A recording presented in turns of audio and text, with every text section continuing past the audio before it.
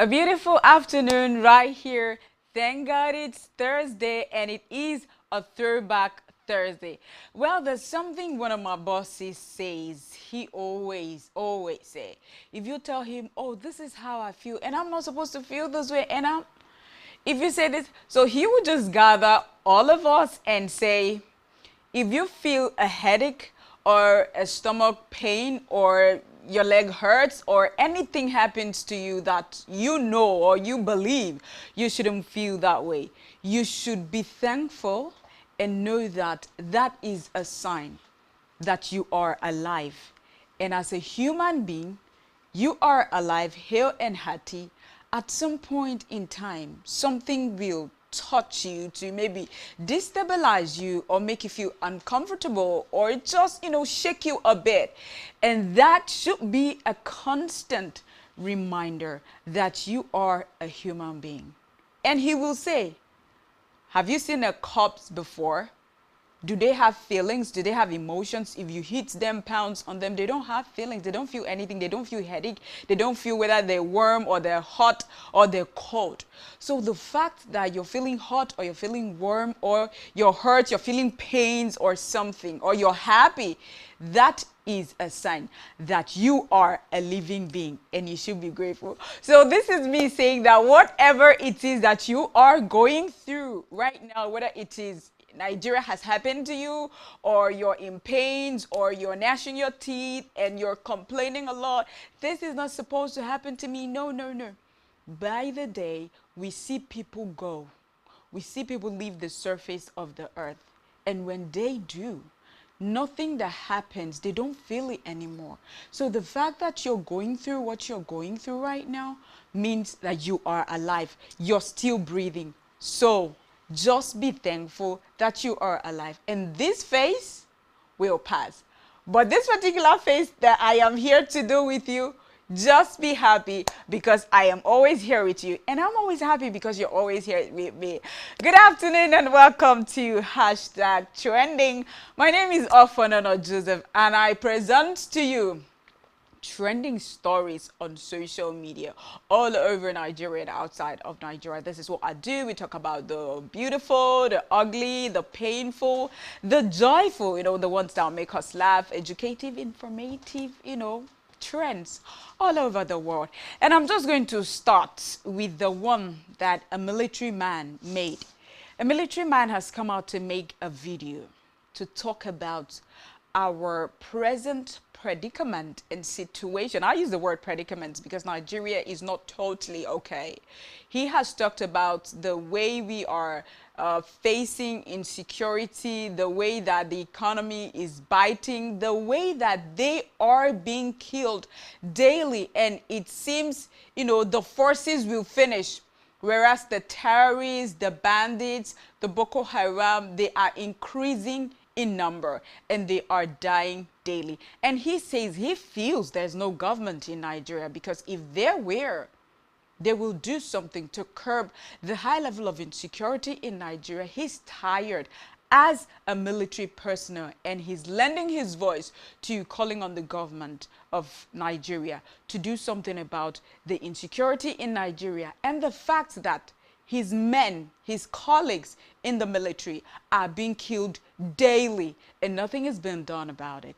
Let's see the video. I go by my name Babiaski Bag, the celebrity soldier. In case you don't know me before, you go know me today. Because my mommy won't say, the devil way you know it better pass the angel way you don't know. Ladies and gentlemen of the Nigerian Armed Forces, please make una stand up, arise. Something fishy is going down deeply. We will not know. May them let us know. If not to drop the color for them, we'll drop and we'll go back, go carry cutlass, protect our family. They still need us for our house. They love us. Nobody say person no need us because carry us. They count money for in pocket only. Why in children they abroad they go school. Our family I carry una children come put to. When I carry una children come put for this work, make them do me. I don't tire. But waiting now. They keep us. They keep us. They keep us. I know they fit talk. Now stone will be, I've been a firewood. I've been because they don't never touch our children. No, while I go reach now, I go touch now. I go touch now. You go reach stage where everybody go stand up fight for himself. I come outside tell you this one boldly. Make everybody ready to find kala for himself. Everybody ready to fight kala for yourself and fight. I cannot save the country anymore. I no fit save the nation again. Yeah, I don't even think whether we get president. Is our president alive? He asked a question, a very touching question that not just him is asking, that lots of other Nigerians are asking. Is the president in Nigeria? Is he seeing? Is he hearing? Is he feeling what other Nigerians are feeling? He is tired. If a military man is saying this to me, ordinary Nigerian, how do you want me to feel? They are the person that's supposed to be protecting us, protecting lives and property, and he's coming out to say that he's tired of seeing his colleagues being killed by the day. He's tired of insecurity every day, every day. He is tired. The government should do something about it. And people are saying before he had the guts, the boldness to come online to drop this with his face, oh my God, that he might be punished, he might be imprisoned, he might be court-martialed, and you know, all of the punishment that lies there in the force. But let's take a few comments on social media. We hope he doesn't get punished. Onyuke 2 says, once it is election time, they will conscript army and police to rig election. Now the consequences is dealing with everyone. The army and police have a duty to protect the constitution, not politicians. So the will of the people will prevail. That's coming from Onyuke Raz. Romero says, I feel his pain. There's a point things will get to you. You won't mind anything again or think about the consequences of your comments. They are now busy with new soldiers, whereas there are still molds that help terrorists deal with the military. A sad one right there. Nnamdi Odigbo says he's going to be court-martialed if the right channel for soldiers to lay genuine complaints in the military is receptive of it. Soldiers wouldn't come online trying to find justice, and every president has neglected why most soldiers are using social media to seek justice. Problemedy. Okay, I don't know what that is. Is that supposed to be a new word? Problemedy. All right, these are the comments that we have on social media. People are really concerned about the fact that this man, this military man, this army has come out to talk about what he's feeling. And it's not just an immediate feeling. He has swallowed, assimilated, absorbed it for such a long time, and he couldn't take it anymore. So he had to say something for his sanity, for his mental health, for his well-being. Authorities in Nigeria, please look into how people are crying, you know, asking for help and hoping on you, the authorities, to help the helpless Nigerians. Look at the military now, calling on the government to help. We hope nobody dismisses him or he's not court-martialed or punished or something, because that's his fundamental human right to speak up. Something else is happening outside of Nigeria, but to a Nigerian. You recall, I always say that if we could, you know, curtail, curb, or deal with family problems, whether relationship, marriage problems, whatever problems that emanate from the family, just maybe half of Nigeria's problems will be solved. A lady that is based in Cairo, Egypt, that is serving as a maid right there, has said that her brother called her on phone, her elder brother called her on phone and told her that his wife is sick and he needs money to take her to the hospital and buy some medications for her. So she said she sent money to him, 50,000 naira. She said she's the last born child. They are 7 in number, and she is the last born child. So she sent 50,000 to her elder brother, the first in the family. And the response from her elder brother, you know, broke her. And she now regrets the fact that she even sent that money to him. She said the elder brother said he was expecting her from Cairo to send him 500,000 naira for the wife's medication or 1 million naira. She has come about to show her, she has come online to show her displeasure with the attitude of her elder brother. Ingratitude. Let's watch the video. Myself, I'm not going to cry again while making this video. You can see my eyes. You will tell that this eye is so stressed. I've been crying since yesterday, and not because of what my brother told me that makes me to cry. It's because I did what I'm not supposed to do. I came from a family of 7. I'm the last born. Where am I supposed to be? Am I not supposed to be enjoying my life? And my brother's wife got sick, and he asked me, he pleaded with me that he needed money to take his wife to hospital. And I sent this man 50k. 50,000, that is what I have. I'm the last born. I still have other siblings. I have my sisters and my other brothers that are supposed to at least contribute. Last born don't bring 50k. This is what my brother sent me. Just 50,000. He was expecting 500 to 1 million. We are one see him. Yes. The things as I do abroad, I dey see money. No be even abroad, no be Egypt. I dey Cairo, the do house help. The money dey tree, I dey pluck am. I'm sleeping in the kitchen. My bags is in the kitchen. This is where my bag is. This is where I put my clothes. As you can see inside wardrobe, this is kitchen. This is kitchen. You can see this place is kitchen. This is my bed. That we are two working here. This is my second bed. This is my bed. In the night, I put it here. My second put. I will just take the chair outside and sleep. How much is our salary? If you are lucky enough, depending on dollar rate, you go see maybe like 230, 2 something. The worst part of everything is that somebody sponsor me here. I just finished paying. I have baby. She no go take care of my baby. I have mother. I no go send money to my mama name. I still have mind, church mind. Send you money, and you come to my DM without no thank you and tell me just. I did not cry because of what he said. I cried because I sent the money that I did not supposed to send. Assuming if I tell her I no get, you no go kill me. Now why I don't send that now when they tell me just. And I promise you, you will never see anything from me.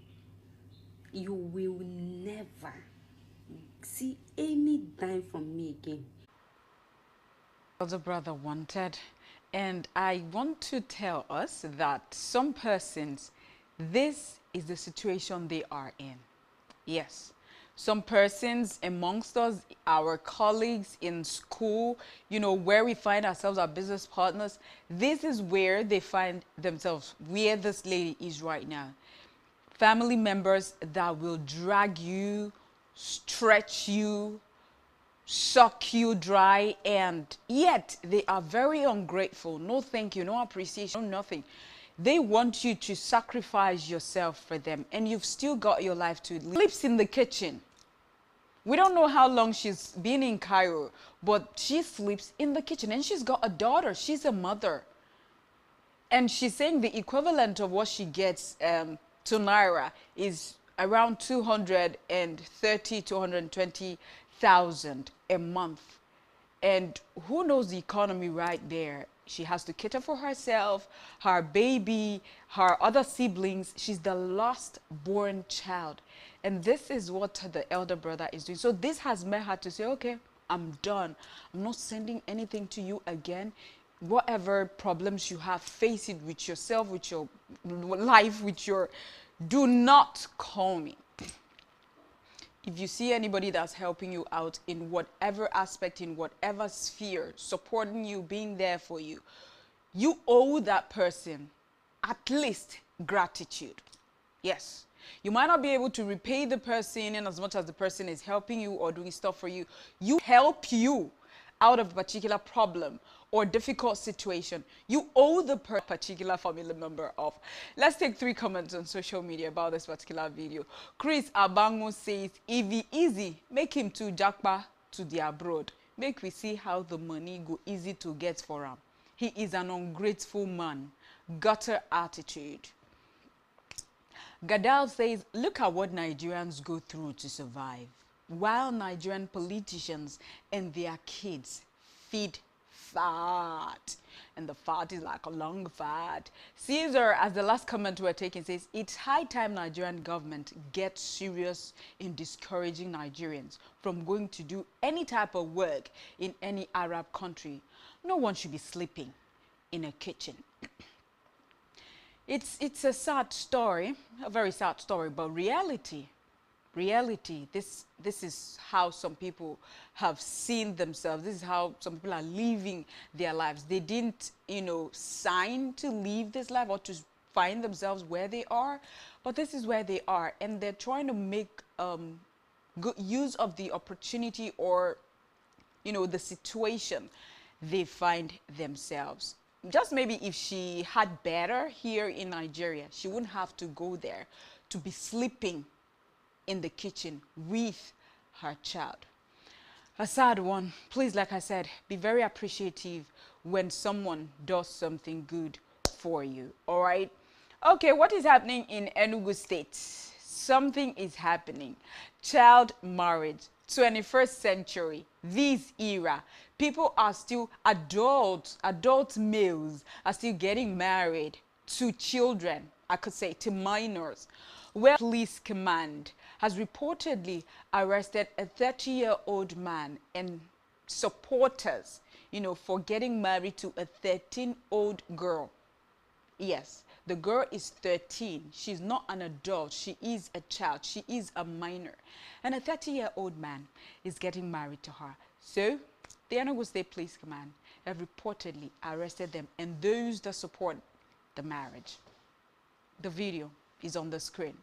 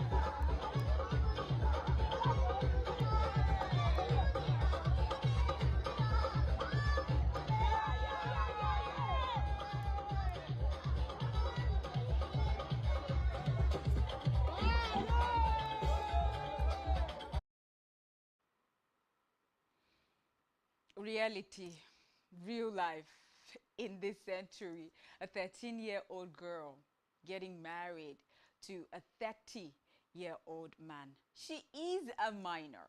Well, they got to know about this because a video has been made and put out there online. How about those children that are even 7, 8, 5 in some parts of Nigeria, and people do not know? Elderly men from 40, 50, 70 are getting married to minors in some parts of Nigeria. And there is no video and just few people know about it. And they will give birth to the number of children they will not be able to cater for. They will not be able to raise. Well, because this one, was recorded and put out there, that's how the government of Enugu State got to find out. We want to see more of this because a child of 13 years, in a few years, she could did I really get married to you? No, please, I want to divorce. And from there will be problems. She can, know better and say, if I was older, maybe I wouldn't have gotten married to you. Despite the fact that, back then, our foreparents used to marry when they were very young. But like I said earlier, this is this 21st century, and we have to let our children become adults and be able to make decisions for themselves and know that, okay, I said this or I did this by myself because I knew better, and not them just being led. Marry, do this, when they cannot really have a say or a choice to make. Let's take a few comments on social media about this particular video. Mazuche Okeudo says, a grown man marrying a 13-year-old shows how badly some people ignore basic sense. And it reminds us that child marriage must be taken seriously across the country, especially in the north, because a child deserves protection, not a burden. She is too young. Chika Zondo says, as someone from the region, this makes me proud. It shows we are evolving and prioritizing the safety and dignity of our girls over outdated, harmful traditions. A step in the right direction for a better society and commendable stand by the Enugu State Police. A commendable stand by the Enugu State Police. Right there, we're not taking comments again. Okay, you see that, like I said earlier, someone has pointed out that if a lot of this particular act is happening in the north, but no one knows about it, or people know about it and they don't want to do anything about it. So this particular law that they have to, the same Nigeria, and it's being done in other parts of Nigeria, but nobody is being arrested. Like I said, let's allow our children is being arrested. Like I said, let's allow our children, our young ones, to become adults and be able to decipher between right and wrong and make their choices, so that whatever comes out of their choice, they are able to bear it because they made it themselves, and not you push me into it. You said I should do it. You said whatever comes out, they're able to bear because they decided it. Happening in Uniben, the University of Benin. A lecturer is seen whisking away a young student for tutoring 100-level students on GST. Yeah, not selective. It's general for everybody. And, you know, courses like that, people take it when they're in 100 and into 100 levels in the university, in higher institution. So a particular young student was, you know, tutoring, mentoring, teaching 100 level students, and according to the report that he got some money. We had some senior students that tutored us, and just to appreciate them, it's not forced on anybody. You could just say to appreciate them for their efforts, for their, you know, the love to come and lecture us or teach us. So you just appreciate them with a little token. What was it called then? Night class. Put it online. Let them see, so that you know who is talking. Like I earlier said before, you know, the love to come and lecture us or teach us. So you just appreciate them with a little token. What was it called then? Night class. Put it online. Let them see, so that you know who is talking. Like I earlier said before, by the grace of God, I am Dr. Godson of Media. I'm the faculty exam officer of Faculty of Social Sciences. Now, what you people are gathering for, that this young boy stand before you to do, nobody does it in University of Benin.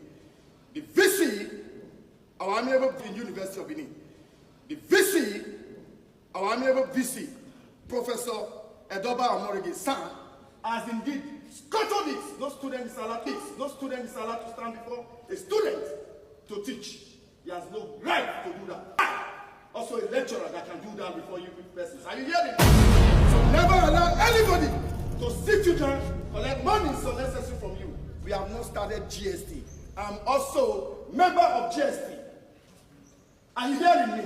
Yes. So please don't allow anybody to cajole you to get. Yes. So please don't allow anybody to cajole you to get somebody put you in group and start running ETAS letter. There is nothing, no GST. Bam.